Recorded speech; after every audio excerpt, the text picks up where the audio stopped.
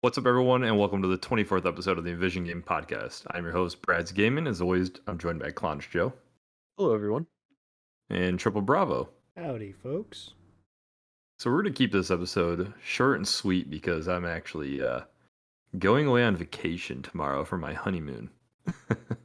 So we're going to actually just jump in topic and question of the week, which is going to be what are your favorite missions, quest levels, etc. For games. So be sure to write your responses down below in the comments. And Joe, give us your first one. Yeah, so I got a bit of a list going here, as I came up with about 4 books worth of games and missions that I thought really stood out. Narrowed it down a bit. The boys judged me hardcore because it's still not narrowed enough for them. Apparently, these guys have only played 3 games apiece. Super uh, outfits, that's it. No, it's just like you come up with these lists. You're like, oh, five's good. It's a nice number. Five. That's literally what I was thinking too. Is have a short little list. We'll each go back and forth, and it'll be a good podcast. Joe comes in here with a book. I'm ultra eager to hear what games and stuff Joe picked because super memorable moments. Maybe I have dementia. I don't know. Joe, let's hear it, brother. All right, so first and foremost, one of, if not my favorite mission/quest of all time, Far Cry 3, Kicking the Hornet's Nest.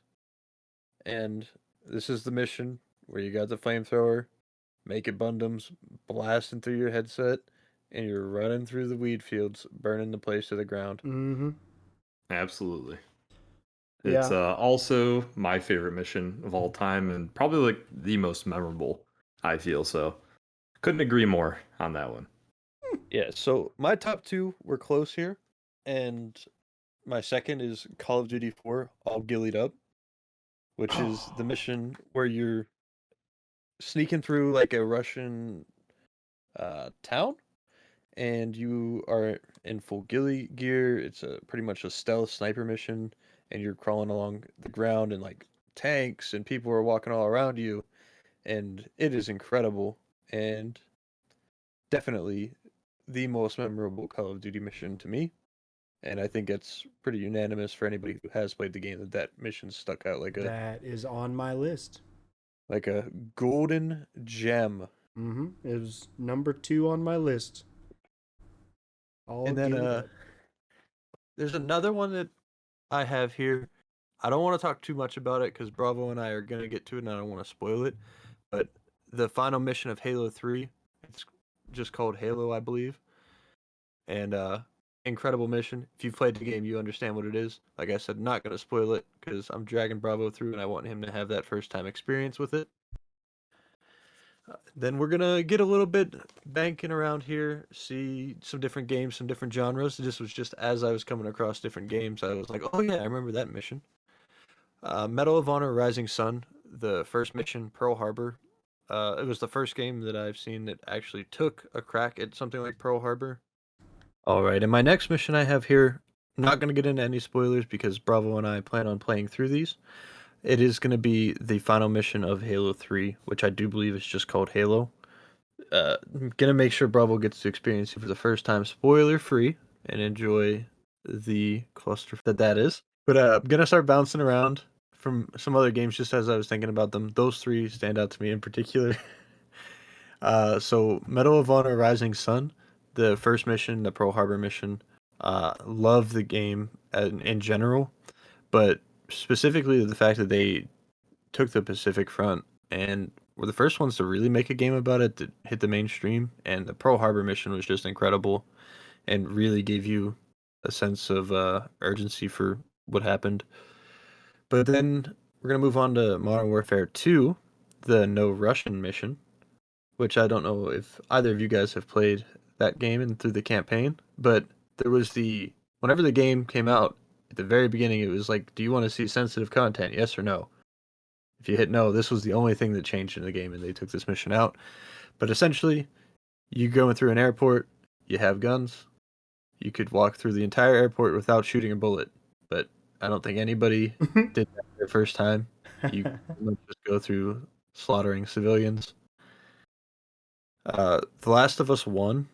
I didn't really have a way to split this into like a mission, but like the last area where you're in the hospital into like the closing out of the game. I know Bravo hasn't played this one either, but Yeah, I actually have that one as well, and I just put where you're saving Ellie. yeah, pretty Essentially much what it that. is. And just like every part of the hospital at the end was phenomenal. Even like the part where like the drafts walk by, I believe it was. Mm-hmm. Mm. It just gave you a sense of awe for the game, and that game is incredible as is. I'm really excited to play the second one, even though I'm Giraffes like are 2 years majestic. late. 2 years late to The Last of Us 2, but we'll get there sooner or later. God of War 1, the final fight with Ares. I thought I was a lot younger at the time, but seeing big Ares and big Kratos was pretty amazing to me. Mm-hmm. Still is. And then gonna stay on the God of War train here. God of War 3 fighting Kronos. Even though I wasn't a big fan of God of War 3, the Kronos fight was incredible with just the pure scale they show off in that fight. Yeah, it's just like the the part where you rip out his fingernail is like etched into my brain. Yeah, it's incredible, and you just feel so puny. And to see Kratos take down a what's the word I'm looking for? A Titan, Mm-hmm. just feels good. One more for the God of War train. The 2018 God of War, the first fight with Baldur, is one of, if not the best boss fights in cinematics and gaming. Period. Is that the one at his house? Yes. Okay. All right. Yeah. Yeah.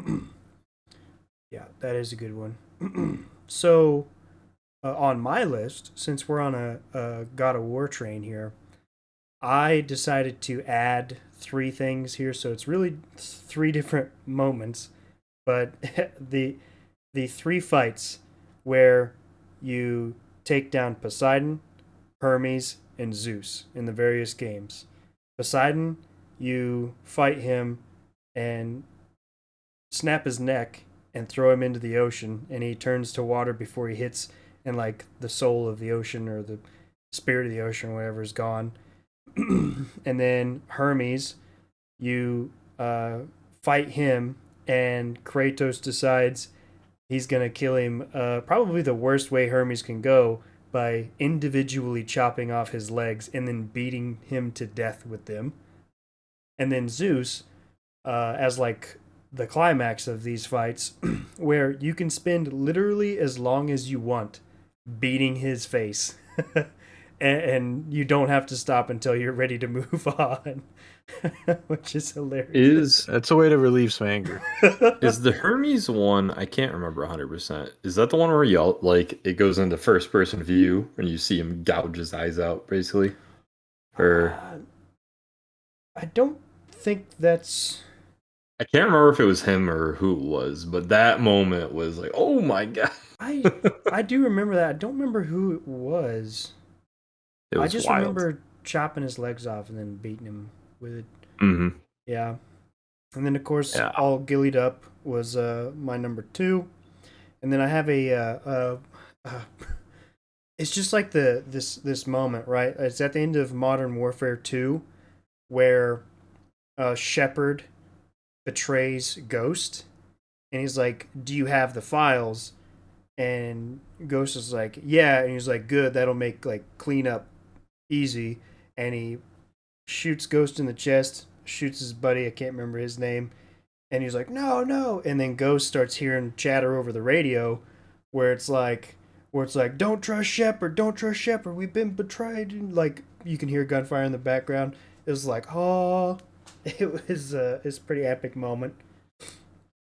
Yeah, I'm just getting interrupted from mine, huh? Oh, you just wanted to list all yours out? No, I'm just teasing. You just hopped into the God of War train and you're like, my list. Tasty. I also had the Kronos Battle in God of War 3 as well, because that obviously is yeah, dude, an insane moment, and it just stands out so hardcore with how large. Like, it's one thing I feel like God of War does well, and I don't know many games that do it well too, where it's like that bigger than life battle, and you're like this little puny guy. Like Shadow of Colossus, I guess, would kind of capture that as well. But man, that just stands out to me hardcore. I just want to say I was judged to see how by Bravo to see how all my missions have held up, and I like to think I've done pretty well so far. Yeah, we've got some pretty good overlap. You're not completely trash. Yeah. I'm afraid I'm gonna have nothing to really say when it gets to me. Oh well, Brad. On that point, why don't you go ahead and give us a couple from your list? Okay. All right. So, one that I'm guessing none of you have is from Left 4 Dead, the first mission, actually, No Mercy. I think just the entirety of No Mercy is super memorable, and it's, I think it's like anything else. There's something about first areas of games. I don't know if they put more polish into them or or what it is, but I feel like I'm always remembering the first half of a game or quarter by far the most of They gotta anything else. hook you in. Yeah. So, the first No Mercy, even literally even the first area too, like 1-1 of the, they're split up into 5 sections. 1-1 of No Mercy is like my favorite. But I also really like the ending of it when you're, trying to save and hold out the top of the hospital for the helicopter. I just think it's really memorable. Probably not the most memorable on my list, but I love it because of how much time I put into it.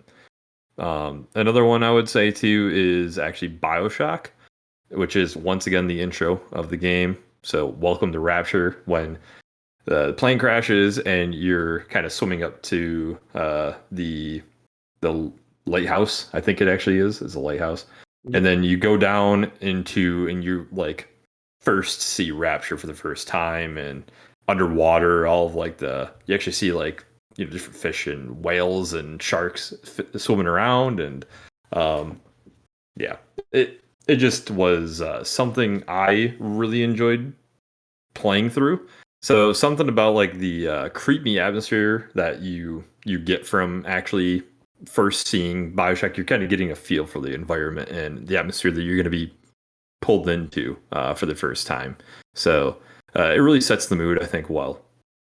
And I don't even know. Have you guys played Bioshock 1? I haven't finished it. I actually purchased the whole set while it was on sale on Steam, so I'm gonna play that when I get some D time.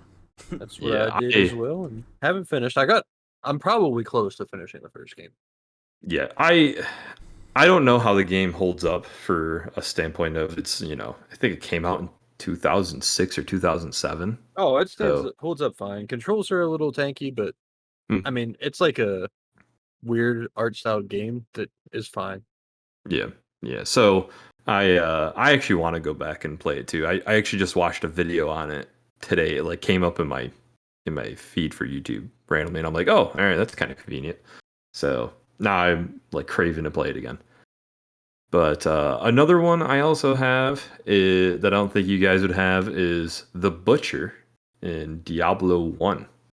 So I think anybody that has played this, especially if you played it when you were young, this is probably the most memorable thing because it really surprises you and scares the crap out of you. Yeah, and also you never beat him and never get any farther in the game. So what else is there to remember? Exactly, yeah. So he is a gear check. That's what they put him in there for. And actually, they originally put him in the first level, which is brutal. I don't know what they were thinking. He's hard enough on level 2, let alone. But it's to make sure you're kind of geared up and ready for the rest of the game. But it's like probably one of the hardest bosses in the game. So, and then when he comes out and says fresh meat, it literally scares the crap out of you because it's such a dramatically, louder voice than anything that's happening in the game. And I don't know, little Brad threw the chair and ran out the door and never played again for another like 10 years. So Yeah. I've got another one here where switching to a little bit of a lighter subject. Smoke's betrayal of CJ in San Andreas. I don't know if you guys remember that, but basically, Smoke gets involved into some behind the scenes dealings, which screw over the whole crew. And CJ finds out through a friend, and they go see him, and then they have a fight, and Smoke dies, and basically before he dies they have a little bit of a chat. But yeah, it was a pretty cool moment going through that the first time. The game just came out, and you're gonna spoil it for me like that? Yeah. Speaking of betrayals, have you heard about this remaster? Oh my lord. And then staying on kind of the man, I guess I did 2 betrayals in a row. Whoops. Another one, which just last year, 2020, I played through all of the Gears games, Gears of War. Oh yeah. And the moment in the game where Dom sacrifices himself to save the crew hits me so freaking hard. I did not expect it at all. And the whole like story was fresh in my mind because I was what's the word? Like I was doing a marathon through the games because I never played them before, and I was like, "What is this? Why? You know, like, why do you gotta do that to me? You know?" Were you player 2? So you played as Dom the whole time? Yeah, I was player 2. Yeah, so it hits you even worse. It was just so strange to like, I don't know, I just they just wanted to like crank it up to 11 for a moment or something. I don't know. And then another one is it's not really a mission, so I'm sorry for kind of breaking the rules or anything.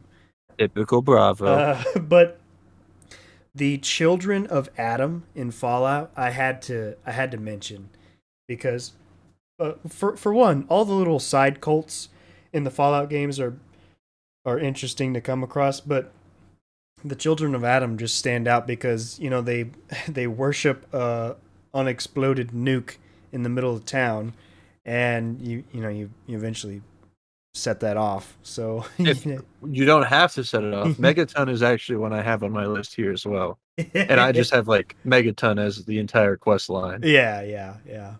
But I really enjoyed the children of Adam because the strange rationalities they have to come across is just funny.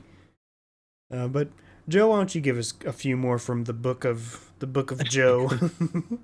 All right. So basically, as I was thinking of these, I was thinking of like, what are my favorite game series that I've played? And Dark Souls obviously was one that came up. And I sat down and I was like, what is the best quest line or boss fight of Dark Souls? And in my book, hands down, Slave Knight Gale from the second DLC, the Ring City. And it's like the final fight, that's the end of Dark Souls, and they definitely send you out with a bang. If I know Bravo, you haven't made it up to him, but you're in for a treat when you do. Yeah, I've never played the DLCs, so yeah, the hands down my favorite fight in any Soulsborne, Sekiro. It's incredible, and most boss fights, you know, they're kind of like gimmicky or just you got to be perfect. This dude, you're just slugging it out with him the entire time. And it is Dark Souls all encapsulated into one fight, and I thought it was a perfect ending. Then I had to go with Zelda, obviously being a big fan, and I decided to choose the Ocarina of Time Water Temple. I know this gives some people some PTSD, and it hurts some souls because some little kids didn't make it through because it was a little complicated for the time. Yes, some little kids, and definitely not adult versions of ourselves who can't get through the water temple. Yeah, I feel like you were attacking me a little bit there, Joe. I don't know. I feel like that was aimed directly at me. Speaking of Ocarina, have you played any more of it, Brad? Yeah, I stepped in and I killed the spider and I turned it off. The Deku tree. The Deku tree spiders? Yeah. Okay, we said it was going to take you a month to get through the Deku tree. I didn't actually expect it to take you a month. Oh no. If If I didn't just buy the new Pokemon game for the trip, I maybe would have thought about Hey, playing you it. promised me that you would beat it I did, and I plan on it still in at like some point. 4 years. Yeah. I mean, you still haven't gotten through hell of Diablo 2, so we're I'm still close. we're there. I'm close too. I'm almost through that Deku tree. I got that spider dead, and he's rolling, baby. Only like 16 dungeons left to go. That's But that's an exaggeration, right? no. Okay. Going forward, I got the Resident Evil 2 opening, and this could work for the original or the remake. Going through the town in the original, just like opened up Resident Evil from just being a small mansion type thing to giving it a real sense of scale with the outbreak going through Raccoon City. And then with the remake, it just starting in the gas station and seeing what they did with the graphics and getting the sense of like the over the shoulder feel as opposed to the fixed camera angle. And God, do we love that game here. So it had to be put on there in some way, shape, or form. And I feel like the Oh yeah. opening is the best place for it. Yep, I have that on my list as well. The just I don't know. It is definitely hard. I would say it's after the gas station, even though I do like the gas station part, but I would say it's like running into the police station and then when Yeah, yeah. you're I do yeah. wish there was more town time in Resident Evil 2, like the intro, how the Mhm. old one had. But I could pick and choose. That's still my favorite horror game of all time. Yeah. I actually picked two from one game here for the first time, and it's because I actually could not decide which one I prefer. I spent a lot of time in and out of hospital as a kid with severe asthma, and they always had like the N64 they'd roll in because of the little kid to keep me occupied. And they had Banjo Kazooie was the only game they had there that seemed to work. And so I played countless hours of it and still love the game. But Mad Monster Mansion and Freeze Easy Peak are incredible worlds. Mad Monster Mansion pretty much is Halloween themed, and love Halloween. Freeze Easy Peak being the snow Christmas world and the giant snowman in the middle with a big Christmas tree. I just love them as well as the little toboggan race. Getting into some other series, the Tomb Raider reboot, the Himiko fight from the first of the reboot, which was the final boss. Uh, Funny story, I actually ended up killing this boss the first time playing through with a can, as in like a can of soup, because it gets to a point where like she's on the ground or something and it's like finish her, and you're supposed to like walk up and shoot her or like walk up and hit her with the axe. Well, I picked up a can and threw it at her, and it ended the game. That's And funny. so, I didn't I didn't know that was the thing. I didn't know you could do that. yeah, I actually like tweeted Huh. it out at who are the developers for Tomb Raider? I don't remember Chris who it was. Timax. Yeah, yeah. But they ended up like responding to it and laughing and retweeting it. Hmm. Epic. Interesting. Finish her. And I just pick up a can of soup and chuck it. Campbell's chicken noodle soup. Keep going here. I only got a couple left. The first Max Payne game. I don't know if either of you guys have played this or any of this series, It's but on my list of like things to play whenever I have time. yeah, they're Things like that. amazing. I played through these like with my dad and his friend is how we discovered it. But there's a so without spoiling much outside of the very beginning, and his family, like his wife and his baby, I believe it's daughter or son, get murdered by someone like broke into his house. And so obviously he's having like PTSD slash nightmares of this. And there's a couple sequences where you play through like a nightmare and you're like going through the home and there's like a blood trail going all the way through the home. Or you hear the baby crying and like you open a door and it's pitch black, but there's like this trail of blood that like goes through and you have to follow it through. And the mission's pretty terrifying just because the baby's constantly like screaming and it's like a maze, so you have to follow the way that the baby's crying is coming louder. So just something that stuck out to me through that game series, and an incredible series if anybody has not played it. They're definitely some dated games, but overall still worth going back to. I wish my computer would still work to play them. It can get 4,000 frames, but They don't work. I think Mafia. if you actually wanted to, it's they're on PlayStation, like updated too with so some of the old PS2 games they put digitally on PS4, PS5, Mhm. and you could buy them. I think I've seen it on sale for like $8.99. I think I picked it up on there, Hmm. Max Payne one. I And definitely have to take a look. like as weird as it sounds too, they have gone through and updated controls for some of these games too to make them less dated. Nice. I'll definitely It's take a kind of look at interesting. that. Yeah. But moving forward, Mafia 2, the Empire Arms Hotel mission series of little missions. Basically, you go into the hotel. There's somebody who's having a meeting there that you need to kill. I don't remember if it's the mayor or what it is at the time. You end up dressing up as like a window cleaner and like going in and planting a bomb into a room. And you like go back up in the hotel on like the window cleaning lift. You blow it up and you come back down, and the guy's coming out of taking a poop ski, and everyone in the meeting is like blown up. And he starts running through the hotel, and you chase him. Incredible mission. It's definitely one that stood out of the Mafia series for me.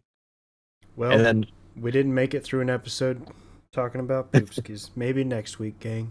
Speaking of the Nintendo Switch, as I don't know, we've gotten moving comments that on, Poopskis and Nintendo Switch together. Go on. Splinter Cell Conviction. It was one of their first, maybe second co-op Splinter Cell games.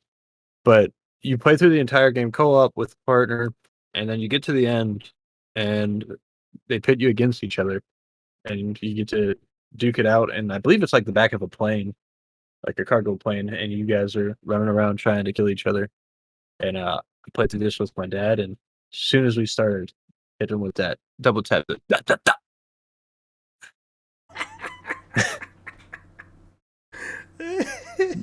But I said that was my last one, and I lied. I have one more last one. It's not a mission, so I make it an honorable mention. But the first night in Minecraft, everyone remembers their first night playing Minecraft. Who's played Minecraft? And once that first zombie pops up, and you hear that groan, it's over. Because nobody knows what the heck's going on the first night in Minecraft. I don't know what you're talking about. You dig 2 holes straight down, and you put a block of dirt above you, and you just wait it out. Okay, so when I played Minecraft, I didn't know what I was supposed to do, so I just ran around for the first like hour of actual real life time before I decided that it was a good idea to punch a tree, because who would ever think of punching a tree? I do not remember my first experience in Minecraft. That's kind of sad. I actually can remember mine. I think I knew that you could punch a tree, so I was a little further than Joe, but I didn't know how to like really craft anything. So I was just kind of walking around, and then all of a sudden it got dark, and there were zombies. They came out, and they kind of spooked me a little bit. I wasn't prepared for zombies. I thought this was a real peaceful game, and so I did a little bit like what Bravo said. I dug into a mountain on the side, a little like 2x2 thing, and I hid for my life. And I didn't have a torch or anything. I didn't know what was going on. Poop skis are flying everywhere. That's about it. But that is my list. I'd like to think that I did a pretty good job of only keeping ones that were actually a standout. Yeah, those are good. I will go back to the Dark Souls series. I tried to find the one fight that really sticks out to me, and there's so many because it's Dark Souls. It's That's Demon what they Souls. do. Yeah, but really the one that sticks out to me is, and I'm sorry for pronouncing this wrong, but the Phalanx in Demon Souls. What? It's the blob of shield and spear. The worst boss fight in the Souls series? No, the first boss. It's the first boss. Okay, it's the second boss. It's the first boss. It's the second. You get to clap the one guy's cheeks. Yes. More like he sits on your face and then yeah. you. No, I was. But I was streaming it. whenever it came out, Yeah. and was literally clapping his cheek. Yeah. Like his butt jiggles on the PS5 version whenever you hit him. It I do don't know if it jiggle. does on the PS3 one. I don't know, but Need to go back. the Phalanx is it's a pretty compared to what's out now, it doesn't really hold up to the enemies and whatnot. But as like a first boss, it's just a pretty cool concept, and it just sticks out to me because maybe the nostalgia, the memory. I don't know. You just get done fighting a little fat demon guy, and then you go fight the blob. I don't know. It just sticks out to me. Okay, it's an opinion. Doesn't have to be right. Well, it's a bad one. And then my last one is the murder mansion in Skyrim. I don't remember the name of the mission, but it's the one where you you essentially get locked into a mansion with all these people, and you can go about it two ways. You can become a murder hobo and just go around and just kill everybody, or you can do it sneakily and kill everybody individually, and you get a little bit more benefits from the mission if you do it that way. And it's just a, it's kind of like Clue, like it's like a little mini game inside the game. It's a pretty well written little story in there. I really appreciate it, and I don't know. You guys play Skyrim? Ever play Skyrim? Never heard of it. Is it new? Yeah, it's actually brand new. Hmm. New release just came out. 10th Came anniversary. out on my toaster. But yeah, I'm sure Joe's played it, but I don't know about Brad. I played. I've started Skyrim probably as many times as I started The Witcher 3, and I've gotten probably as far in Skyrim as I have The Witcher 3, which is an hour deep, and I'm like, I can't do it. Dang. Maybe more than that. Yeah. I have put a little bit of time into Skyrim, and usually it's so. I have a problem where when there's so many things for me to do, and like you kind of just like, all right, go do your thing, figure it out, find out where you gotta go. I kind of wander, and then I get lost, and I I don't know just what to like do. every time we come to this and we're like this super popular game that everyone has played, and Brad's like, no, haven't touched it. And I always come back to this point. It's like Brad's idea was to start a podcast about gaming, and all he plays is card games and Super Auto Pets. No, I only play Super Auto Pets now. Thank you very much. All right, I don't want you to defame me. I am the ultimate. But Super it Auto Pets always guy. astounds me that we come back to the same point. I've played Skyrim. What do you want me to say? I've played it. Have I not? I said I played it. You have played it. Anyways, you should look up that video, or I will send you a video of that playthrough for that. But it's a pretty good one, Brad. Yeah. As I said, what threw me off with Skyrim, I think I mentioned this before, is you got a big old sword. You're in a sewer. There's a rat. You have to swipe at the rat like 5 times to kill it. It's like, what? Would the game be fun if you hit it once and it died? It would be more fun, yes, because it's a rat. So, But give it's me like a rat the size of a house. It's not the size of a house. If it was the size of a house, then yeah. I mean, it's a big rat, but I mean, if I took a sword and I swiped it, okay, it's probably if you want to be on the large side, it's a medium-sized dog. Is that how big the rat would be? You killing dogs, Brad? Yeah, I'm just saying, if you took a sword and swung it at a dog, it would probably kill the dog in one hit, wouldn't pretty it? sure what if the you heck's swing wrong a with sword you? at my dog, it's gonna bounce off of him. Well, that's same with Coco or Biggles, whatever you want to call him. But that boy got mad defense. He spec only into his defense. He's like a turtle, just straight D. I gotta ask though, since Joe and I had Dark Souls characters or boss fights, Brad, off the top of your head, what's your most memorable boss fight from the series? I know Joe doesn't like him, but in Demon Souls, there's like the big dragon, like I can't remember his exact name, but it's like a dragon god. He's like the last boss of one of the areas, and he's huge, takes up like the entire screen, and he like basically He's a it's gimmick not fight. really, huh? He's a gimmick fight, like Yeah, everything in it's Demon's Souls.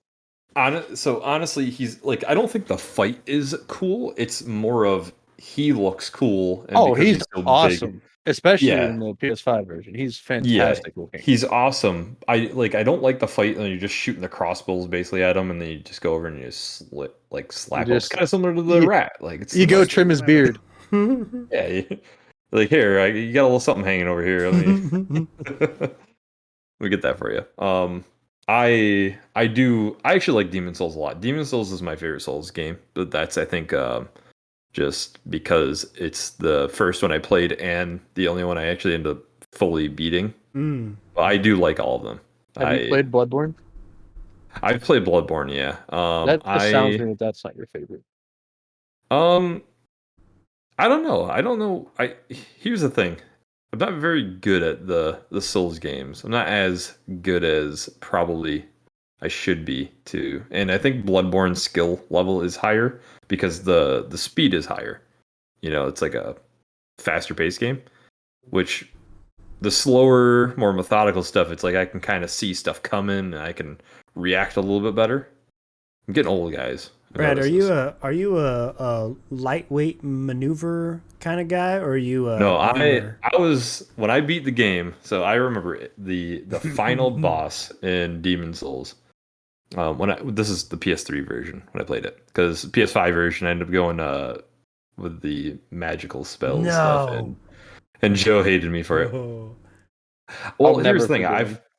I never tried it. So I beat the game on PS3, so I mean, whatever. But the PS5 one I was like I've never even literally tried spellcasting in the game because when I play it I always go like super basic, like the knight is the way to go. I'm using like sword and shield kind of thing, and the bigger the sword the better to me. So and I went with like super heavy armor, and I had that giant like dragon something sword that takes ages to swing. Oh, yeah. And it does a ton. Basically, it would one shot most enemies in the game, and the bosses. You know, it took a couple hits, but basically, I was so slow. That's why I struggled. I had to like be frame perfect to beat that boss because he was so fast, and it took me probably 2 weeks to beat him. Just it's going back and forth. Wow. I had to get frustrated. But yeah, I don't play the game the way most people would, which is like lightweight armor and super agile. So I'm like, nah, give me the heavy armor. I want a fat roll up in here. Jesus. You I'm couldn't pay me to chonky, fat boy. roll. I'm fat rolling all day. Oh boy. You see my cat? Fat rolling. It's the way to go. So, do you have any more Bravo, or do you want me to? No, that's my full list, brother. Okay. So I don't have too many more myself, but one of them I want to mention, which I'm sure Joe will like this one, which is Resident Evil 4 Chapter 1-1, which is basically the village of Resident Evil. I think it's super memorable. That boss, the boss, excuse me. The area when you like walk in, you don't really know what's going on, and then all of a sudden it's just this nonstop horde of villagers, and then the chainsaw guy comes out, and you're just panicking, running in everywhere, scrambling for gear, scrambling for items, throwing the grenades and hopping out of windows. You find the shotgun randomly in just one building and start spraying it everywhere. It to me is an amazing level, and it's everybody quotes it and stuff. Where do you go? Bingo or something like that, right? So, how triggered would you be if I told you that wouldn't be the part of that game I'd pick? What part would you pick? Running across the bridge from the giant doll. Oh, yeah. I mean, that's definitely memorable. I thought you were gonna do say like, oh, and you're shooting the water, and Oh, well, fishy come get you. that, Still haven't done that's that. you. I Nope. did that on accident. which was even funnier. Like the first time playing Yeah. through, I was just like, "What am I supposed to do?" And got angry and just started shooting the lake. And I was like, "Well, not that." So I played the game one time before, and so I played it one time the first time I ever played it. Then like years later, I went and played it another time, and I forgot everything. And I remember reading something, and somebody said like shoot the lake or something, and it even could have been my first time streaming it, and I didn't save in a long time, and it was a big Like not mistake. even at that little typewriter, literally at the lake. No, yeah, I because they said it as I was running up, and I Oh, didn't go in that building. F. And I shot it, and then I had to go way back. I was really upset. So yeah, but I'm going to move into a little bit of a lighter note. By the way, like I said, I don't know if you noticed, everything has been literally like the first part of a game for me, for the most part. Fun fact: Brad never finishes games. No, yeah, I will say when Joe That's a was fun fact about all of us. yeah when Joe was saying he said something like no, actually Bravo said, I don't know if I just don't remember it. Maybe I got dementia. I was like, I honestly think I do because I couldn't remember like missions or moments or whatever to save my life. It was a struggle.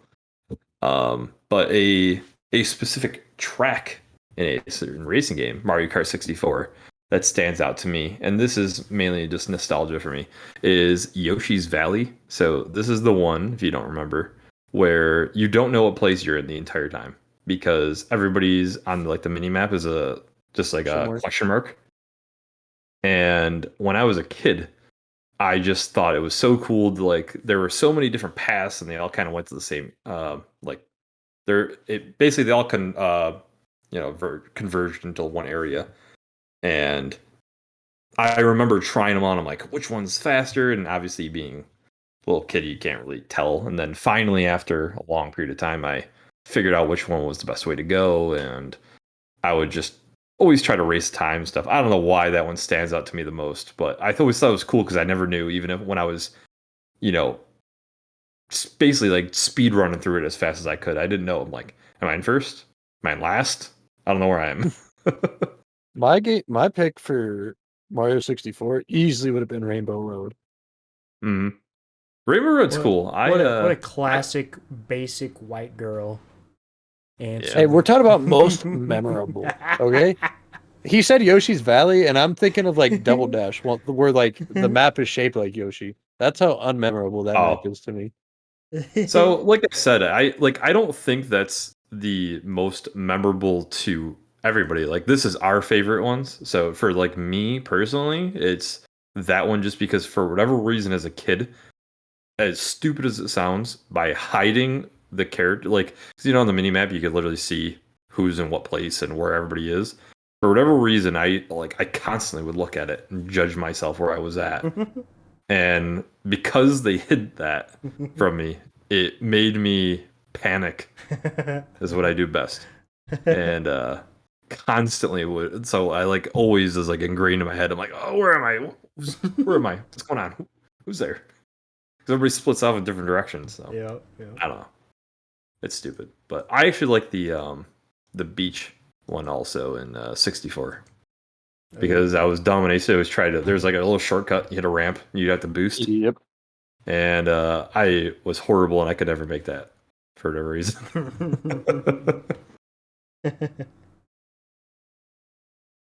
Got any more for us, Bradley? I have one. I guess this could be kind of an honorable mention because it's not really a mission. It's like a moment in a chapter of Dead Space 2. I think Joe, you've played Dead Space 2, correct? Yes.